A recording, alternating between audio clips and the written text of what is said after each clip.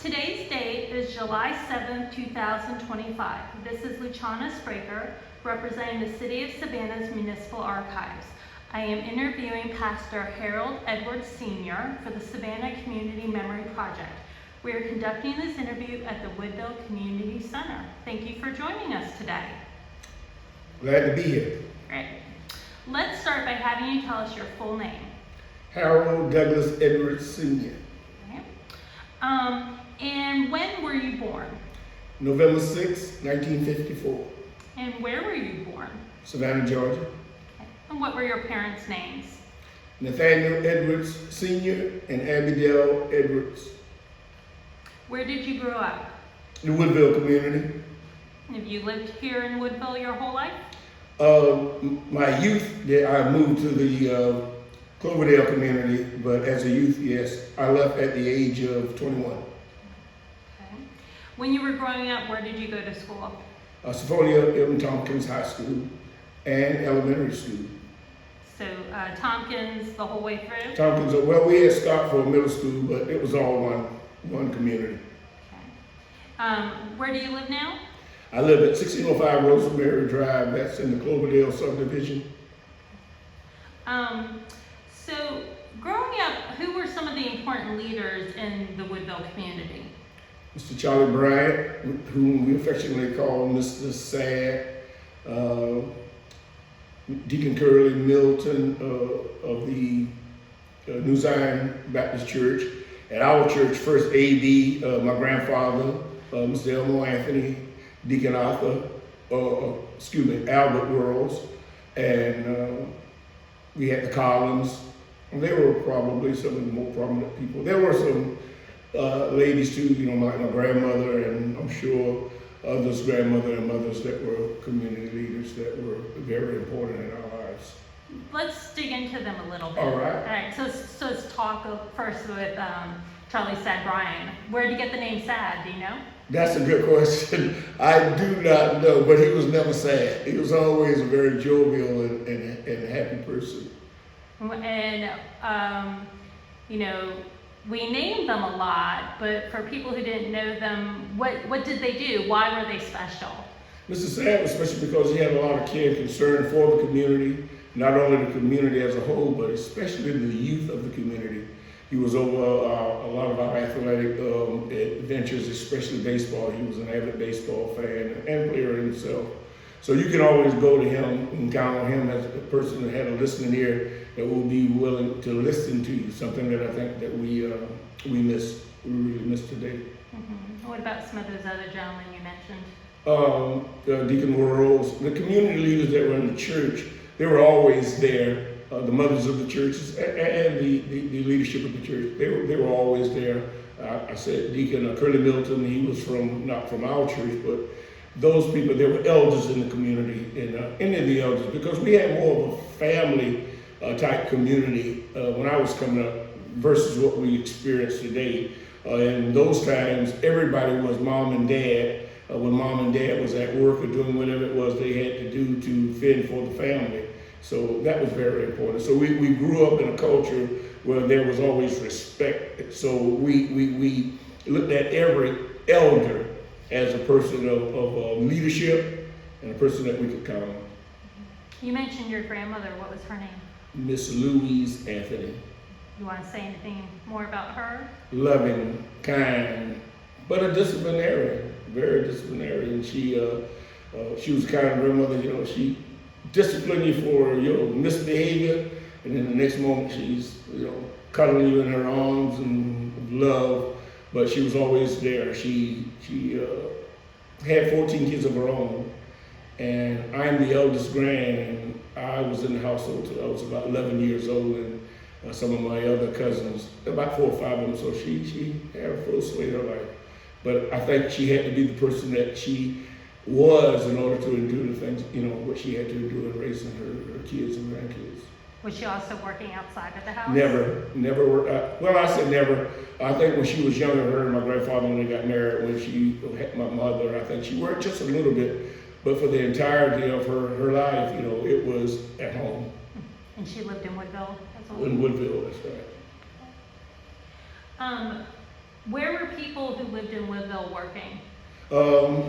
My grandfather worked for the railroad. My grandfather on my father's side, he worked at Pearpoint Box Factory. There was a sugar refinery community that many worked. Some worked on the waterfront.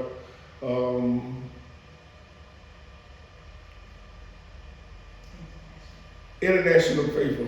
Wow, how did I forget that one? I worked there for 45 years. Thank you. So I'll mention Miss Pam Anderson with the Community Associations in the room with us. So. Yes, yes. Oh, Pam and I have been knowing each other all our lives. We came up in First AD Baptist Church. Her father, Deacon Albert Earls, and her mother. We're family. We're more than just neighbors. We were a family. What does AB stand for? African Baptist. Okay. So you worked for the paper. What was your position? My position, I was in power operations. I ran power boilers and turbine generators that generated the electricity to run the plant. In fact, when I retired, we generated enough electricity we could supply the whole city of Savannah. Wow. What year did you retire? 2018, December 4th. Remember the day? Oh yeah, it was 45 years to the day. So you mentioned a few churches. Tell me what churches specifically are within Woodville? First AB, New Zion, and Little Bryan Baptist Church. New Zion and Little Bryan on the same street, Fair Street. First AB's on Alfred Street. They've got some couple churches that weren't there when we were coming up, like Word First, which is a neighbor to First AB, but those were the primary, and Taylor Chapel. Those were the primary churches in the community when we came up. Okay. Are there other community resources besides the churches that you'd like to mention? Woodsville Community Center, Cooper Center in Garden City. Cooper Center on Bay Street and Woodville. Okay. Oh, you're talking about Curtis Cooper. Curtis Cooper Center, yes. My cousin, in fact, she's one of the supervisors that work. She works for the branch downtown for Curtis Cooper. They are great outreach to the community. And it's a place where a lot of our senior citizens, not only senior citizens, but people who may not be as well off financially, can go get the medical care and all they need. Where's the Cooper Center located? Cooper Center is on Robert Street. Robertson Bay. Robertson what? Bay Street. Bay Street. Yes, that's one of the main thoroughfares. Okay. You mentioned your cousin. What's her name? Carol Elan. Okay. Carol Anthony. Carol Anthony Elan. Dr. Carol Anthony Elan. Come back. We went to school together. Yeah. Okay, graduated together. Are there now or previously businesses that were located within the Woodville community? Well, we did have the Mr. John Shellman had a service station, Spur service station that he operated in the Woodville community. When we talk about Woodville community, we talk about from Dowling Street to Lister Avenue. We had years ago, Mr. Bubba Snipe. He had a little convenience store, a little community store where the kids would go. We had what we call the Big Wheel. That was run by Sister Osborne. It was one of the stores that we would pass through, a place that we would go on our way to school and coming from school. We also had... What would you get at the Big Wheel? the Big Wheel had snacks, and it had a jukebox, so you could always, listen to some music. And then on the street that I came up on, Kingman Avenue, a lady named, we called her my sister, her name was Miss Jane. She migrated from New York here because she had relatives here. She opened up a little confectionery store. We used to go there with a jukebox as teenagers and get our snacks. It was such a loving environment because in that day we didn't have to worry about some of the things that we're dealing with today. There were guns and stuff like that. And the hideaway. How could I forget the hideaway now? It was more for the adult kind of atmosphere. The bar club? Yeah, the bar. Yeah, you can get a drink there, and it was. Where was it located? Right across the street. On Darling Street? Darling Street, yes. So when did the hideaway close? Oh my goodness. It's probably been, 20 years? Yeah, over 20 So years. like late 90s, early 2000s? Yeah, probably about the time, right at the time I became a Christian. Who ran the hideaway? Miss Georgia Kennedy, she was the matriarch of her family clan. She was a very firm person and a great business entrepreneur. And she stayed in business a long time, and things went well as long as she was living. But you know, a lot of times when it's turned over to maybe some of the younger people, they see things different. But yeah, she was well known in the community, very well known. Matter of fact, this land at this community center's home was purchased from, Yes. donated from. So Yes. Miss Georgia Yes, donated they the own land. quite a bit of property on the street. Her daughter's down the street, several houses. What, when did she donate the land for the community center? I think it's maybe in the late eighties. Late 1980s? Mhm. So, let's see. So, you talked a little bit about going to the confectionery on the way to school. What other things did you do as a child growing up for fun in Woodville? In Woodville, sports was a very big commodity. Not just organized sports, but neighborhood sports. When we were coming up in the summertime, it would have been a killer for us to have to stay in the house. So during the summer, when we weren't playing organized sports, we would get in the community and play football. In fact, Garland Street would challenge Kingman Avenue in football. We had our little rivalry there, but we played half rubber, we played softball. We did something all the time. And it kind of helped us to grow in our social relationships with others. Today, you don't see kids out in the street playing sports anymore. I mean, is that a good thing or a bad thing? I've always believed that social development is important through interaction. So we played sports. You know, our mothers, at least my mama, she had to make me come in the house, you know, because I wanted to be outside doing something. For the organized sports, did Woodville have any teams? Oh yes, we had baseball was our primary sport. That's Mr. Bryant, Mr. Sad, and Mr. Leroy Prescott. They were the overseers for that activity, and until I can't even remember when it stopped. Probably stopped after Mr. Sad's going home and be with the Lord, because there was always baseball, always baseball. What was the name of the team? Woodville. Oh, just Woodville. Okay. I didn't know if it had a... Yeah. Woodville eggs. Yeah. Yeah, we had different, yes, The adult league, and we also had a ladies team. yes. Pam had to speak on the ladies' team. Okay. Where's Spracher? Eggs. Oh, that's right, that's right. The eggs? Woodville eggs. Yeah. Okay. So you mentioned 2 of the boundaries of Woodville.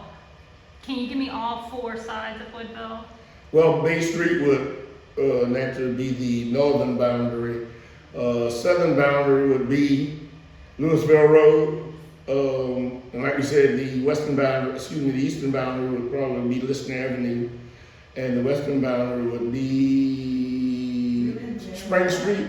No, Woodville is inclusive of Demery Bottom. Okay, Denver Bottom, that's Highway 21, okay. Highway 80, right behind Martin's. Oh, you're talking about that part of Demery. Now, Demery Bottom, what we call Demery Bottom goes on to Garden City, but in this case, she's talking about, Right. that would be near Highway 80, yeah.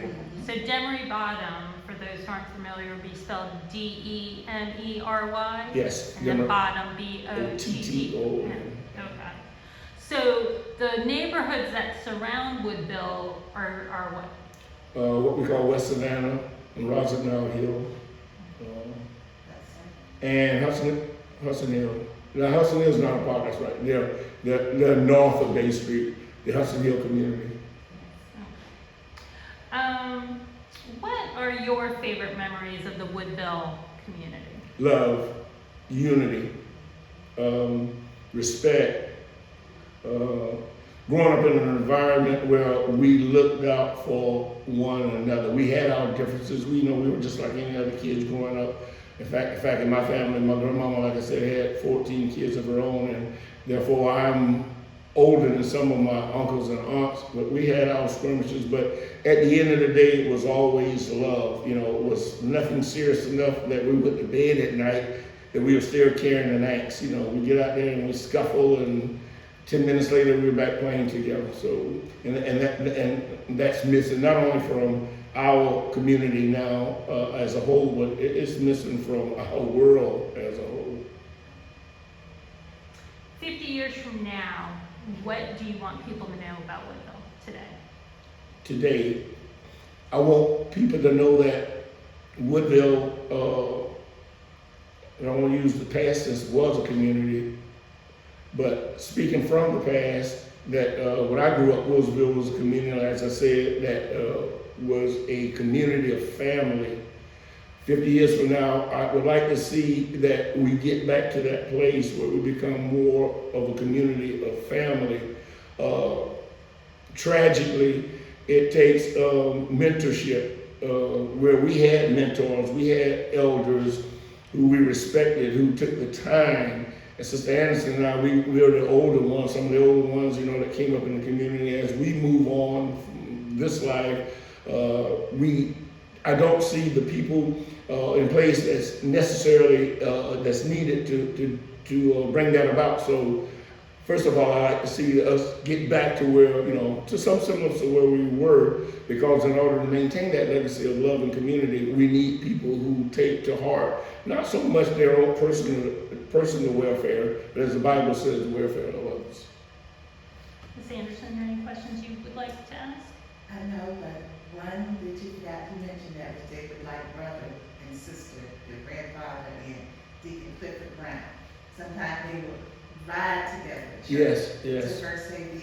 Yes. So, well, why don't you talk about your grandfather, Deacon My Brown? grandfather, Deacon Elmore Anthony, little man in physical structure, but a mighty man in wisdom, strength, spiritual strength, love for his family. Like I said, raised, supplied for 13 kids, so that one died shortly after birth. But, and then the older grandkids, we never, because of his labor, not only that, he acquired, I believe, a lot for what he had to work with. He was able to leave his family, his inheritance, a legacy, both spiritually and from a monetary aspect, where, you know, we benefited from it because he was such a hard worker. If it wasn't on the railroad, it was we had fields, we had livestock. It was always something he was doing to make his family better. And more than anything, he was a man that guided us spiritually through the things of God. And I believe that where I am today, the upbringing that I had for the 12 years that I was in the house with him and my grandmother has really affected my life to, you know, where I'm at today as a pastor. Is there anything else you want to add that we haven't asked you about? The love of your life. The love of my life, Miss Sandra Williams Edwards.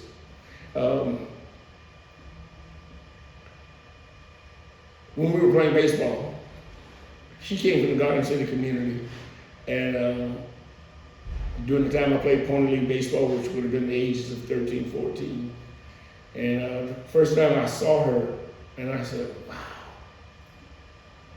that's a cute little girl.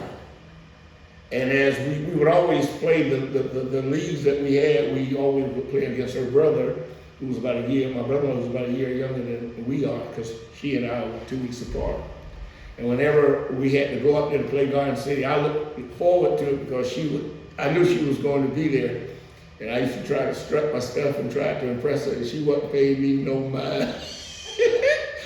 And as time went on in life, you know, it's amazing how things work out. I left high school, and I went to Florida A&M University on a baseball scholarship. And after about a year, it didn't work out, so I came back home and messed around for about 6 months. And through the encouragement of my mother, I went to it was Union Camp, paper company then. Applied for a job. Didn't want to work there. Applied for a job, and God blessed me with a very good job. And through some cousins who knew her, who lived in that area, they used to get around and play cards together. And I was up the one day playing cards, and I got my chance, to say something to her, but she still wouldn't pay me no mind. And I had just bought my first car, a brand new 74 Volkswagen. And there were a couple other young ladies in the neighborhood who were kind of spying me out, but my eyes were set on her. So I used that against her. And I said, you don't want to talk to me? She said, no, I don't want to talk to you. I said, well, that's good. There are a couple other girls out there, but she was playing hard to get. And I said, a couple other girls out there, they'll talk. So, but I wasn't interested in any of them. But I had to play that role. So I gave one of them a ride one day, and she saw it.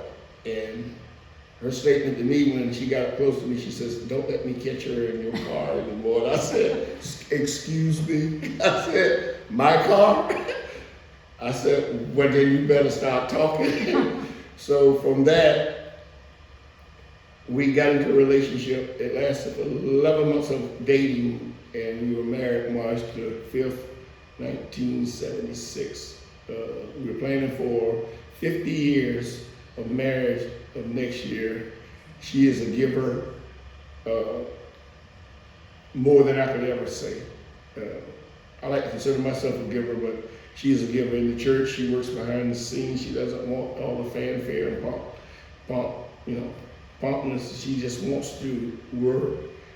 We got 2 kids, Harold Jr., who's pastor, my daughter Rashida, who's an entrepreneur, 4 lovely grandkids, 2 gotten basketball scholarships. But I told her at my latest grandson's signing, he's going to North Greenville University to play basketball, my son's baby boy.